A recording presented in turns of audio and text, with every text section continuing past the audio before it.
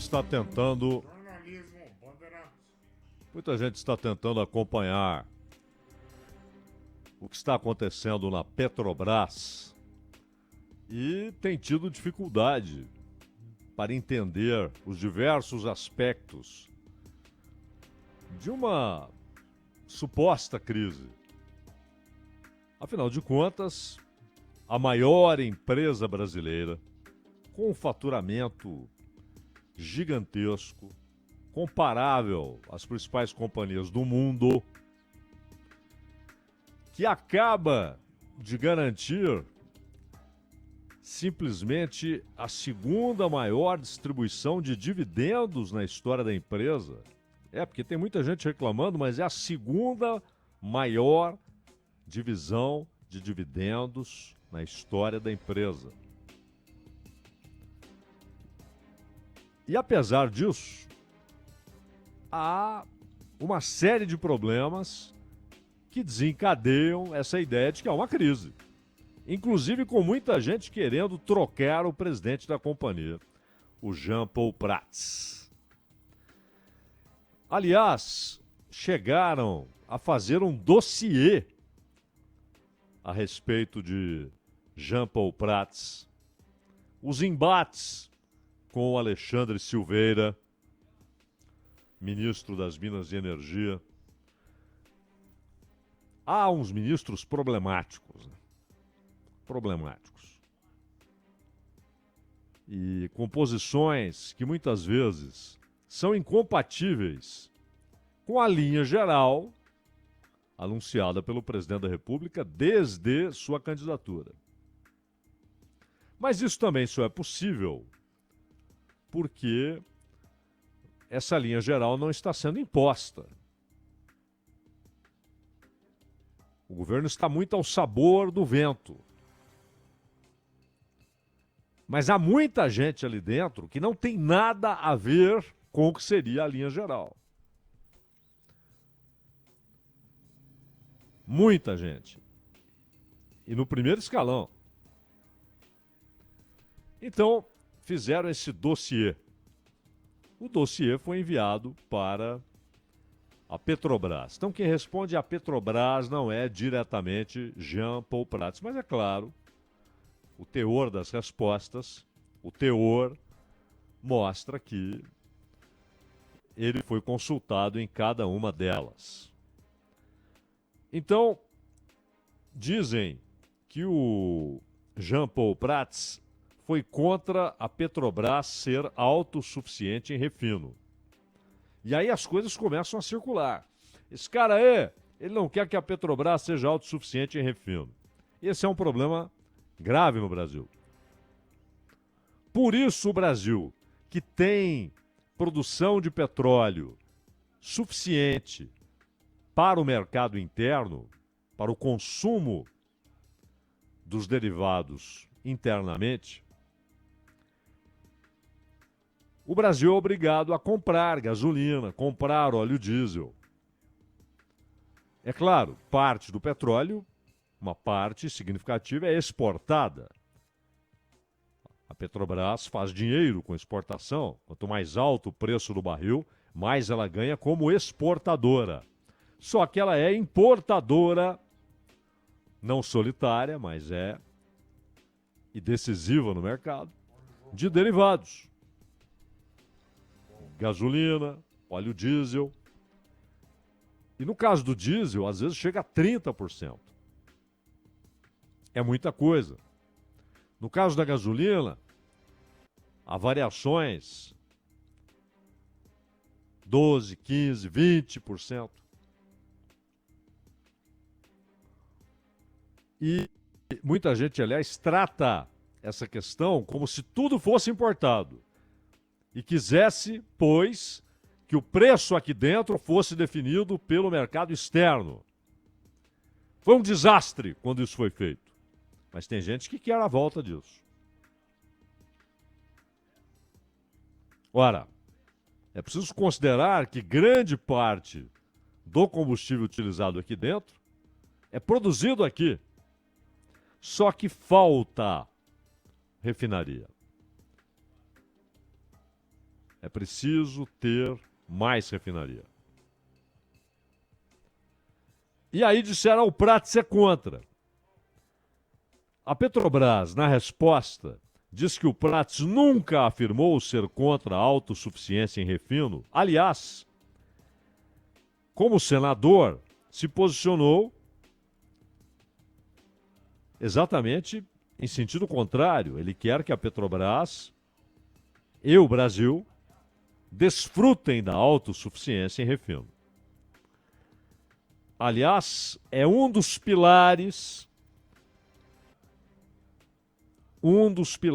do plano estratégico da Petrobras, o PE 2428+, e parte da estratégia de negócio da área de refino, transporte e comercialização. O planejamento para o período de 5 anos prevê aumento da capacidade de processamento das refinarias da Petrobras. E, adicionalmente, uma outra quantidade será processada nos anos seguintes por meio dos projetos citados na resposta,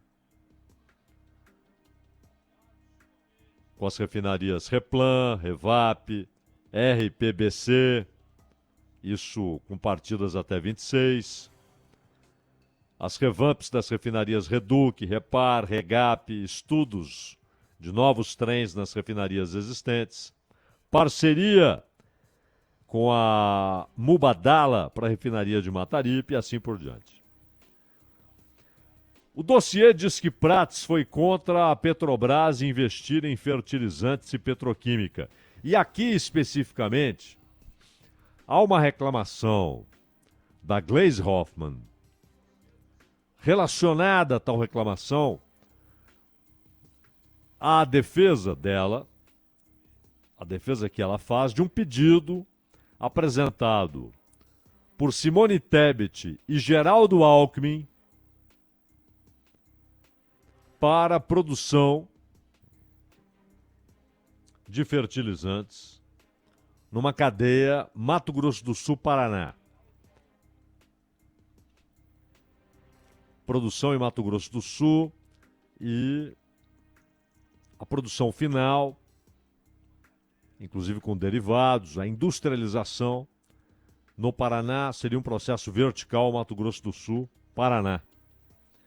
E aí a resposta da Petrobras: Jean Paul Prats nunca afirmou ser contra o investimento em fertilizantes e petroquímica. Pelo contrário, suas posições são em outra direção. E a Petrobras sinalizou seu compromisso quando, em novembro de 23, agora, no ano passado, aprovou esse plano estratégico 2428+, ratificando a previsão de retorno ao segmento de fertilizantes e petroquímica. Porque a guerra na Ucrânia escancarou a dependência que o Brasil tem na importação de fertilizantes. Tanto que o Bolsonaro e o Lula fizeram a mesma coisa, tanto em relação a fertilizantes quanto em relação a óleo diesel. Negociaram com a Rússia, disseram para a Rússia, ó, queremos comprar. E a Rússia tinha para vender. Mas aquilo abalou o mercado. Obviamente, os produtos ficaram mais caros, o que encarece a produção de alimentos no Brasil, fertilizantes mais caros. Você tem uma pressão de custo na produção de comida. E aí vem a lembrança, mas espera aí, o Brasil tem condição de produzir esses fertilizantes. E nesse contexto veio o dedo apontado. Jean Paul Prats é contra. E ele está dizendo que não, pelo contrário, e que a Petrobras, não ele, pessoa física, mas a empresa, ela ratifica a previsão de retorno ao segmento de fertilizantes e petroquímica. A previsão de atuação nos dois setores foi inclusive incluída na revisão da visão da companhia, que menciona a diversificação em negócios de baixo carbono. incluindo produtos petroquímicos e fertilizantes. E a história da ANSA, a planta em processo de aprovação e trâmites internos para a retomada da operação no Paraná. É isso aqui que moveu Gleisi Hoffmann e o pedido original, mencionado, pedido original da Simone Tebet e do Geraldo Alckmin. O dossiê diz também, ele, Prats, tentou extinguir a área de segurança, saúde e meio ambiente da companhia, tradicionalmente ligada à FUP. E aí o Jean Paul Prats responde, a Petrobras responde em seu nome, que ele nunca afirmou ser a favor da extinção da área de segurança, saúde e meio ambiente e se posicionou reiteradamente em contrário. E diz que a área foi reestruturada de modo a incrementar sua atuação nas áreas operacionais e, ao mesmo tempo, fortalecer a estratégia centralizada de segurança, meio ambiente e saúde. Aqui não é tão simples. O pessoal da FUP tem reclamado já desde o ano passado. E me parece que aqui o Jean Paul Prats tem de se explicar. Porque essa é uma área essencial. O tipo de trabalho que faz a Petrobras não permite qualquer negligência nessa área. E não é só para quem trabalha em plataformas, para quem trabalha em alto mar. Qualquer trabalhador da área operacional da Petrobras deve contar permanentemente com esse tipo de cuidado. Então, se estavam pensando em mexer nessa área para economizar, tirem o cavalo da chuva. Não é aceitável em uma companhia de energia, que, aliás, é o que a Petrobras tem de virar. A Petrobras não pode continuar agindo e pensando e se planejando apenas como empresa de petróleo, mas como empresa energética. E olhar principalmente para a energia solar. Não como concorrência, mas como o setor inevitável a ser encarado e explorado, que trará grandes soluções. Não pode ficar presa a ideia de que vamos torcer para que o mundo siga usando petróleo prioritariamente por mais tempo. Não 50, mas 70 anos, 100 anos. Não, isso não é planejamento. Isso é adiamento de agonia. Preciso que a Petrobras haja e se planeje como empresa de energia. Mas essa questão específica da saúde, da SMS, que é a área de segurança, saúde e meio ambiente. E meio ambiente, a questão chave do petróleo na Amazônia. O Jean Paul Prats é um apoiador, assim como, nesse caso, o Alexandre Silveira. Ambos convergem. Mas é o seguinte: se o IBAMA, ao fim, diz está tudo bem, as respostas que queríamos foram dadas e são satisfatórias, e o projeto está aprovado, e o Ministério do Meio Ambiente diz, da nossa parte, nenhum impedimento, o projeto está aprovado, toca-se o barco.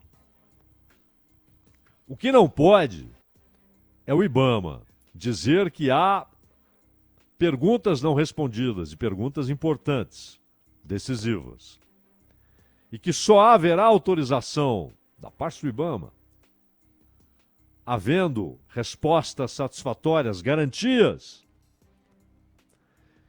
E se essa posição for adotada pelo Ministério do Meio Ambiente, o Ministério e o IBAMA não podem ser ignorados. E aí é função do Lula. Ele tem de respaldar e respeitar o IBAMA e o Ministério. Senão eles existem para quê? Um faz de conta?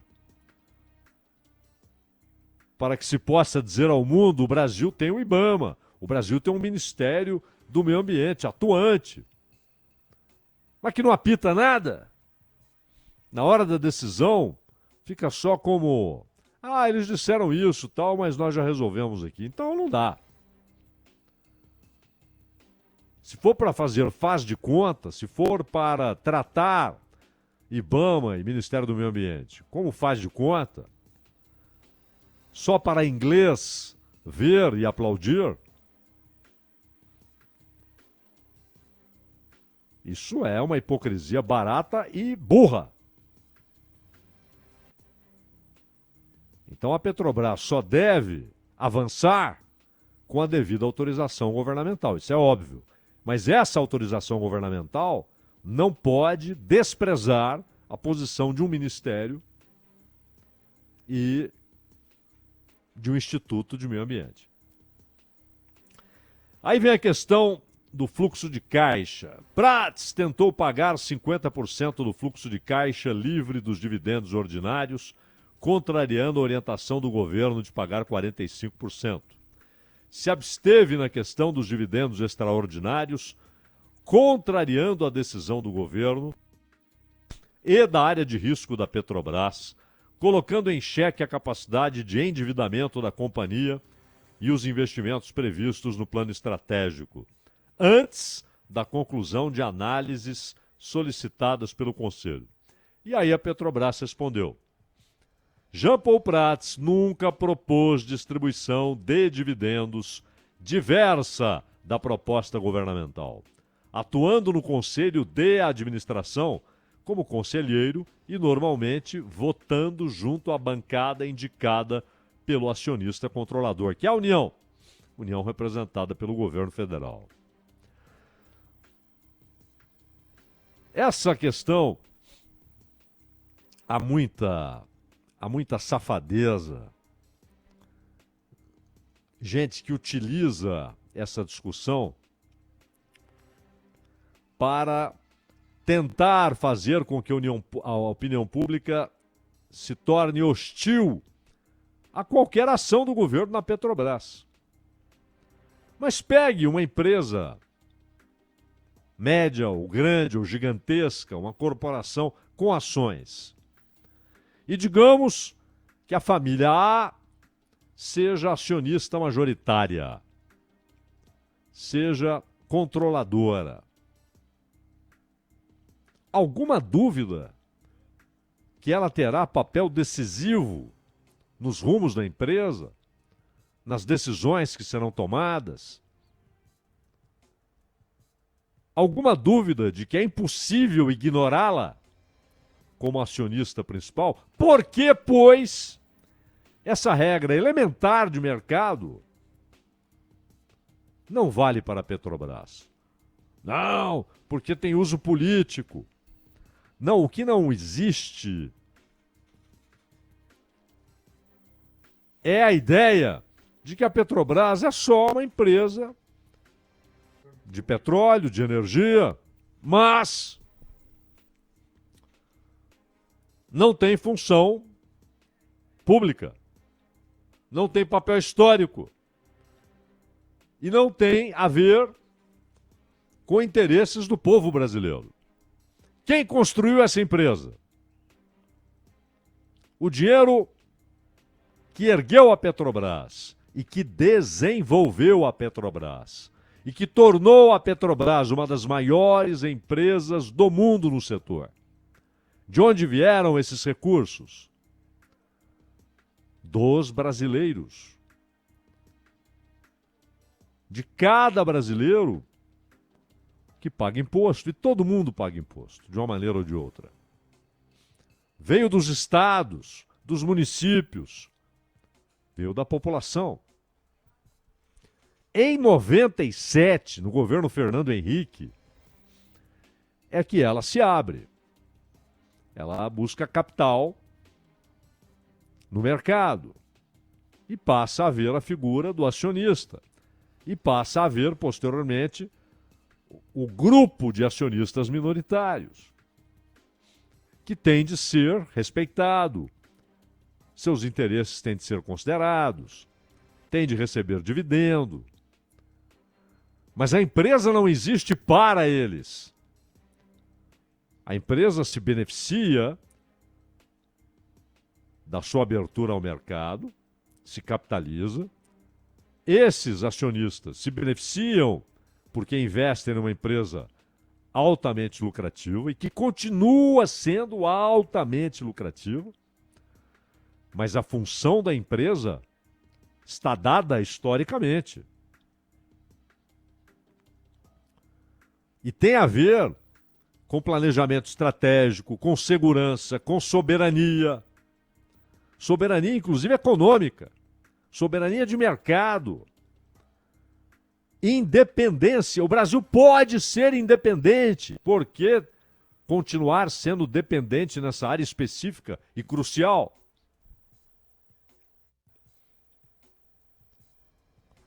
E outra coisa, qualquer empresa no mundo, seja o boteco na esquina, seja a loja de roupa, de sapato, seja uma indústria de aço, uma siderúrgica, ou uma metalúrgica, ou uma fábrica de navios, ou uma fábrica de foguetes, ou uma fábrica de mísseis, ou uma fábrica de carros, de rádio, de qualquer coisa, seja uma empresa agrícola, ou, repito, o comércio da esquina, tem de usar capital para investimento. Você não pega o lucro e sai gastando. Você precisa separar uma parte para reinvestir na produção. Manutenção de máquinas, ampliação de negócios, expansão física da fábrica, da fazenda, do armazém, contratação de novos trabalhadores, aumentar o número de trabalhadores, investimento em máquinas que aumentarão a produtividade, investimento em tecnologia, em pesquisa, tudo isso demanda capital. Então é claro que você não pega o lucro inteiro da Petrobras, distribui entre os acionistas e pronto, isso não existe. É claro que tem de ter capital para investimento. Qualquer empresa, qualquer empreendimento, grande ou pequeno, precisa disso. Como a gigantesca Petrobras poderia abrir mão de reservas para investimento? Isso é uma obviedade. E não pode o senhor Fernando Haddad pensar só no dividendo. Pô, quanto mais dividendo, melhor. A minha preocupação é com o déficit zero. Essa obsessão que tomou conta do Ministério da Fazenda. Um déficit primário. Não há consideração do pagamento do serviço da dívida. A dívida não entra nesse cálculo. Então, o déficit de Araque, ou superávit, se houver, de Araque, ou zerado de Araque, porque os juros são reais. O Estado brasileiro, na verdade, gasta quase tudo que tem com uma dívida que nunca foi motivo de uma auditoria séria. O que houve de malandragem, de picaretagem na multiplicação dessa dívida, isso acontece com os estados também em relação à União. Eles pagam, pagam, pagam e a dívida só cresce. E o Estado brasileiro, União, estados, municípios, pagam, pagam, pagam e a dívida só cresce. Com juros. E grande parte dessa dívida de contratação duvidosa, ou parte considerável, lá no passado, inclusive. Lá no passado. Ninguém quer uma auditoria que vá até Deodoro, mas que vá pelo menos até a década de 70, de lá para cá. E aí vem Castelo Branco, ex-presidente. Não, tem de privatizar. Não tem saída. Ou seja, os caras atacam essa suposta interferência indevida e aí vem com a ideia que tá ali. Falam de mansinho. Tem de privatizar, não tem jeito. Aí não vai ter interferência. E jogam. Ele é esse tipo de empresa, não pode ser pública. Não? Pegue a lista das 10 maiores. Veja quantas pertencem a estados. As maiores, inclusive a maior delas, que é a da Arábia Saudita. Abriu. Quer ser sócio? Vai lá, compra ações, mas a soberania é do Estado saudita. E com a Petrobras tem de ser a mesma coisa. Tem de ser estatal, pública, mista, privada. Não, pode ser qualquer coisa. Desde que cumpra com sua função histórica, que vai muito além de produção de petróleo. Tem a ver com segurança nacional. Tem a ver com soberania, meu caro Danilo Gobato. Lembrando que o tema de abertura, o comentário do Cláudio Zaidan, fica disponível em podcast, no seu agregador de podcast favorito. Tá no Spotify, tá no Deezer, tá no TuneIn, no Apple Podcast. É só pesquisar, procurar por Entendendo a Notícia. A gente vai por um rapidíssimo intervalo, porque na volta